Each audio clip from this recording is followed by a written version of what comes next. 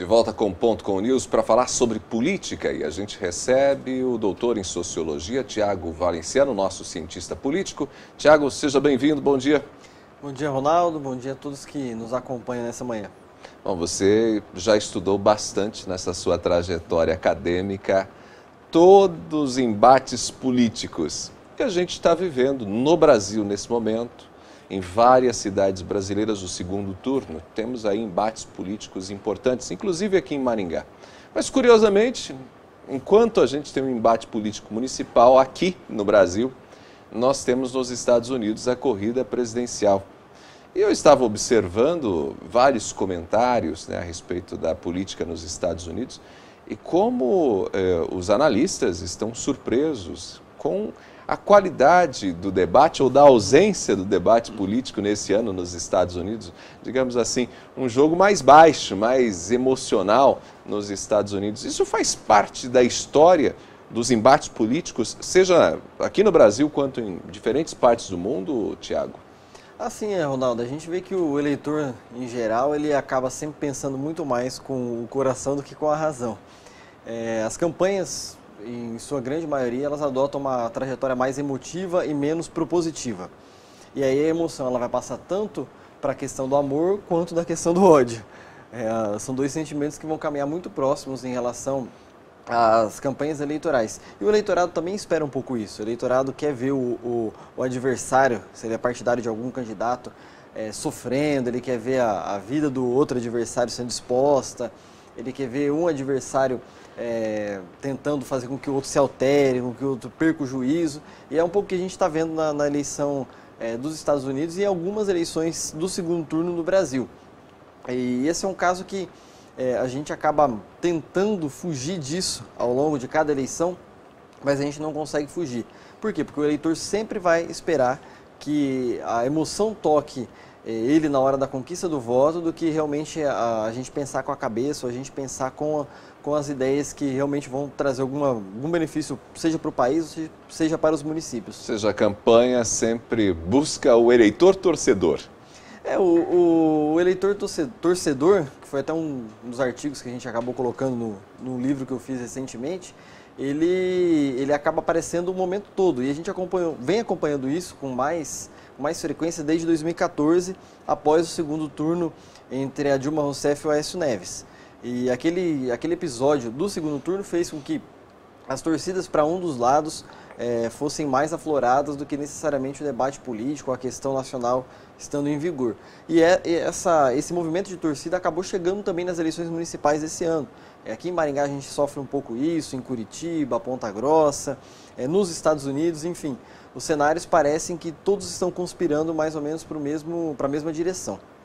E esse nível, digamos, mais baixo do debate acaba impedindo que o eleitor saiba de fato quais são as propostas, dos seus candidatos. Na verdade, os candidatos têm uma proposta, que é colocar sempre frase de efeito. As frases de efeito elas têm aparecido com frequência nos programas eleitorais e também nos debates, no caso dos Estados Unidos. A gente vê que várias vezes o Donald Trump faz alguma frase de efeito para tentar tirar a Hillary do sério, e essas jogadas elas também estão sendo frequentes nesse ano no plano internacional quanto no plano regional também. Então a gente vê que colocar frase de efeito no programa eleitoral faz com que o eleitor ouça aquilo que ele quer ouvir, mas ele não ouve aquilo que ele precisa ouvir. Ele não ouve a real situação de cada cidade ou aquilo que pode ser feito para o ano posterior, mas ele somente ouve aquilo que ele quer. E esse é um problema recorrente no Brasil. A gente pode até brincar que o eleitor ele é muito mais Roberto Carlos do que realmente racional. Ou seja, ele ouve aquela bela música que ele gosta, que todo mundo adora.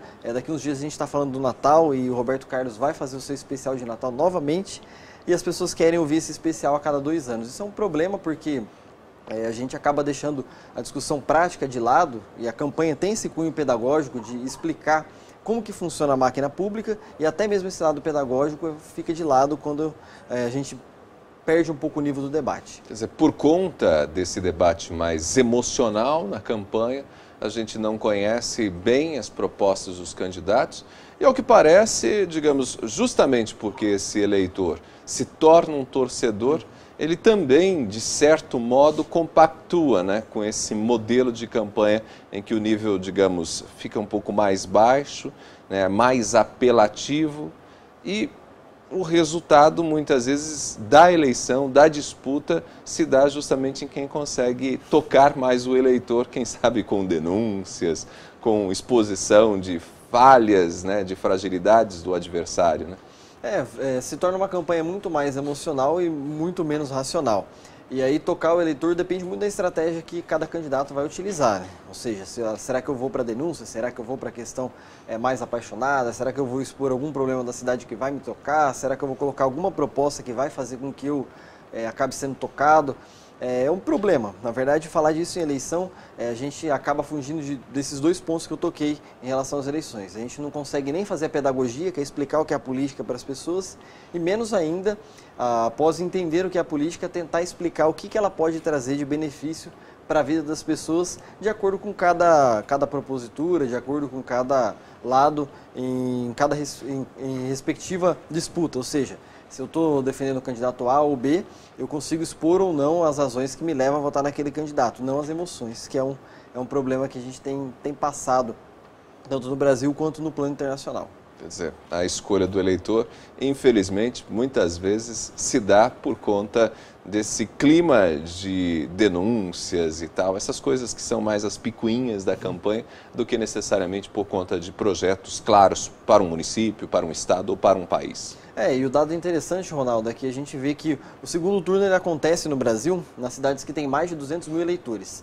E parece que aquela campanha de cidade pequena em que ou você torce para a cor A ou B, ou você torce para o partido A ou B, acaba transpondo também para as eleições municipais das grandes cidades.